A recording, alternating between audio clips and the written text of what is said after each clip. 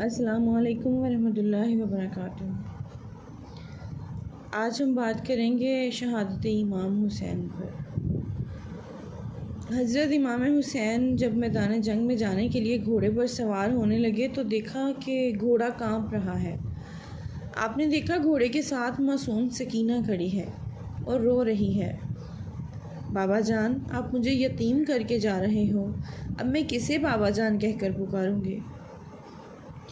امام عالی مقام نے گھوڑے سے اتر کر بچی کو سینے سے لگایا اور تسلی دی۔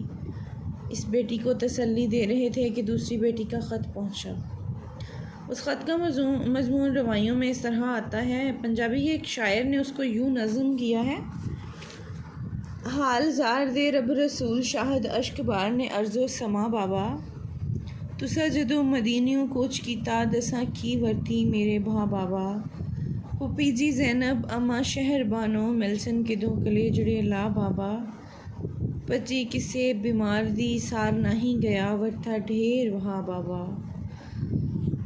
اصغر بال ہنتا گلا ہوگ کردار حسن وچ کلے جڑے گھا بابا، ننے لال درونی ہاں رات پچھلی جھولا نال خیال جھلا بابا، کدی فاطمہ بی بی دی قبر اتے کدی روزے تے رونی ہاں جا بابا، آہیں میریاں تھی ڈر دی اڑ جاندی صبح دی بعد صدا بابا، نام رب دے صد لکولے اپنے کرسا خدمتاں ادب بجا بابا، بھیا اصغر نو لوریاں دیساں گی نالے لواں گی کول سلا بابا، ایسا سغرا غریب نو بھول گئے ہو بخشو جاہیں کوئی خطا بابا، کرتا اصغر لئی ایک تیار کیتا ہتھی دیوساں آپ پہنا بابا، ملن واسطے بہت اداس ہمیں کرو کرم بنا میں خدا بابا، پانی بھراں گی کپڑے دھو ویساں گی کھانا لواں گی خوب پکا بابا۔ امام عالی مقام اس درد بھرے خط کو لے کر خیمے میں گئے۔ خط سنتے ہی ایک دم کہرام برپا ہو گیا۔ خط سنانے کے بعد آپ خیمے سے باہر آئے اور قاصد سے کہا کہ اس امتحان کرب و بلا میں آنے والے واپس مدینہ پاک جا کر میری بیٹی کو میرا بھی ایک پیغام پہنچا دے۔ آپ نے فرمایا: آکھی سگنا نو جا کے باپ تیرا کربل وسطی چھوک لٹا بیٹھا، بچے اونوں محمد تے اکبر اصغر قاسم اتے عباس کہا بیٹھا، اپنے وچا مقصد کامیاب ہو کے سید رب دا شکر بجا بیٹھا، باقی دم دا دم مہمان ہمیں لگی پریت نو توڑ نبھا بیٹھا، آکھی قاصدہ خط نو چم کے تے بابا رو رو اکھیوں نے رہا بیٹھا، میرا باغبان باغ اچاڑیا اے کر کے صبر میں تنے تنہا بیٹھا، میری یاد ستائے تے صبر کرنا صبر نال مقصود میں پا بیٹھا، ساکی پوریا جام شہادتاں دا منہ شوق دے نال ملا بیٹھا۔ اب امام علی مقام اپنے ساتھ کے لشکر کے سامنے جلوہ افروز ہیں۔ کوفی فوج علی کے شیر کا رعب و دبدبا دیکھ کر لرز گئی۔ کس شیر کی آمد ہے کہ رن کانپ رہا ہے، کس شیر کی آمد ہے کہ رن کانپ رہا ہے، رن ایک طرف چرگ کہن کانپ رہا ہے۔ آپ نے لشکر کے سامنے تشریف لا کر ان سنگ دل ظالموں کو آخری بار قرابت رسول اور اپنی عزت و حشمت یاد دلائی۔ کہتے ہیں حسین بن ابن رسول ہوں، سردار اہل خلد ہوں، جنت کا پھول ہوں، نواسہ رسول ہوں، جگر گوشہ بطول ہوں۔ آپ نے کوفی لشکر کے سامنے زندگی کا آخری خطبہ دیا، جسے ابن بن خلدون نے ان الفاظ میں نقل کیا ہے کہ اے قوم، خدا سے ڈرو جو سب کا مالک ہے۔ جان دینا جان لینا سب اس کی قدرت، اس کے اختیار میں ہے۔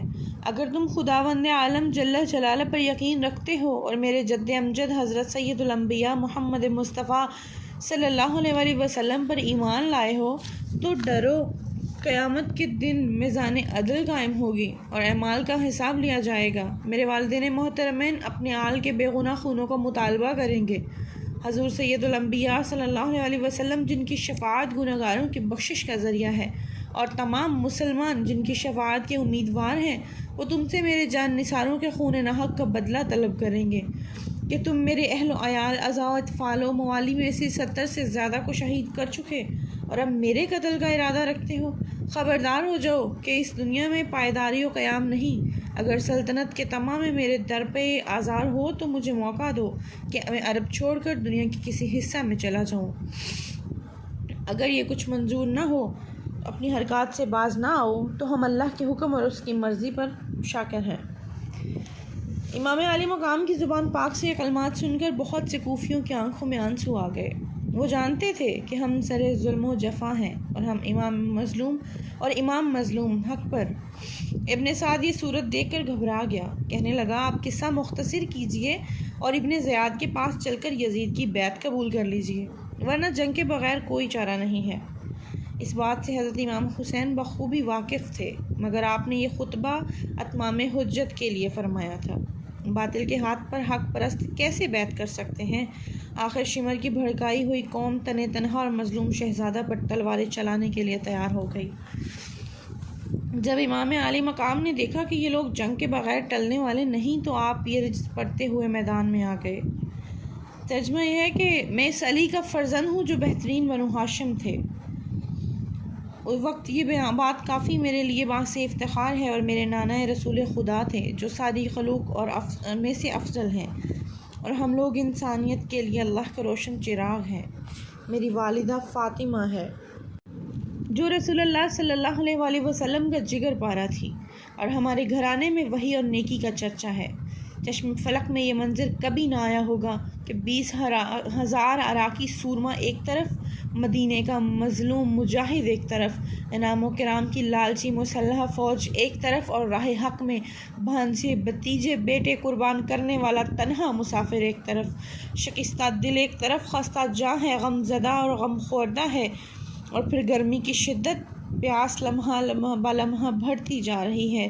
ایک بے حیا ابن شیر کے مقابلے میں آیا اور اپنی بہادری کی ڈینگیں مارنے لگا۔ غرور و تکبر میں سرشار ہے، اپنے لشکر اور تنہائی امام پر نازاں ہے۔ ظالم نے تلوار کھینچی، ابھی وار کرنا ہی چاہتا ہے، ہاتھ اٹھایا ہی تھا کہ فاتح خیبر کے لال نے ایک ہی ضرب میں سر کاٹ کر دور پھینک دیا۔ غرور و شجاعت خاک میں مل گئی۔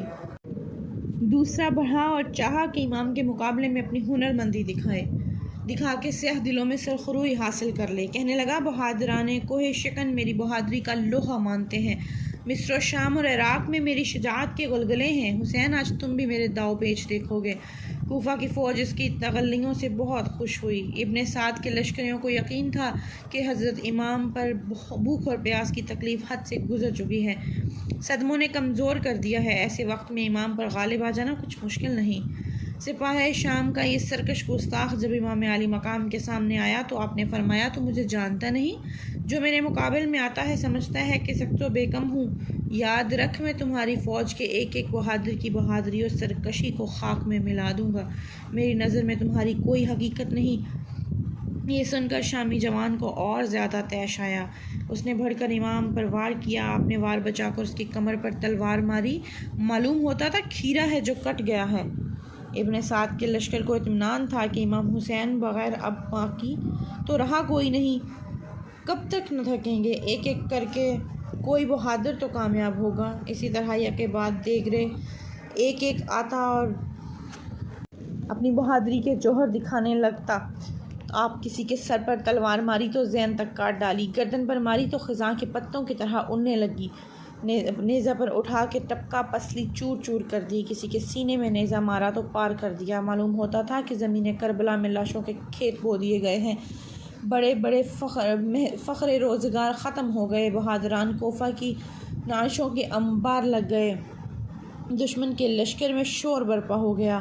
یہ جنگ کا انداز رہا، حیدر کا شیر کوفہ کے زن و اطفال تو بیوہ اور یتیم بنا دے گا، اس کے تیغ و خونہ شام سے کوئی بچ کر نہ نکل سکے گا۔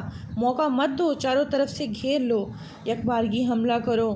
ماہ چرگ حقانیت پر جور و جفا کی ایک گھٹا چھا گئی، ہزاروں کوفی تنہا امام پر اپنی بہادری کے جوہر دکھانے لگے۔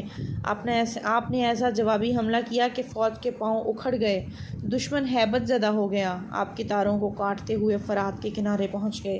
شمر چلایا، حسین کو پانی نہ پینے دینا ورنہ یہ ہمارا ایک بھی آدمی زندہ نہ چھوڑے گا۔ آپ نے پانی کا چلو اٹھایا ہی تھا کہ حسن بن تمر نے دندان مبارک پر تیر مارا، دہن سے خون کا فوارہ چھوٹا اور پانی کا چلو خون کے 5 چلو میں تبدیل ہو گیا۔ آپ نے اس کو آسمان کی طرف اچھال دیا۔ حوصلہ اہل رضا تو بھی دیکھ لے، او نیاز خون وفا تو بھی دیکھ لے۔ انہوں نے سوچا تلواروں کی جنگ جیت نہیں سکتے، حسین ایک تلوار ہزاروں پر بھاری ہے، اس کے بغیر اور کوئی صورت نظر نہیں آئی تو ہر طرف سے تیروں کی بارش شروع کر دی۔ گھوڑا زخموں سے چور چور ہو گیا۔ آپ کے جسم پہ 33 زخم، نیزے کے 24 تلوار کے اور تلواروں کا تو حساب شمار ہی نہیں۔ سنان بن انس نقوی نے خولے بن یزید کو حکم دیا کہ سر کاٹ کر لے آؤ۔ وہ آگے بڑھا مگر ہمت نہ ہوئی۔ سنان نے کہا تیرا ہاتھ کیوں شل ہو گیا؟ پھر خود گھوڑے سے اترا اور تاجور امامت کا سر اقدس جسم اطہر سے جدا کر دیا۔ انا للہ و انا الیہ راجعون۔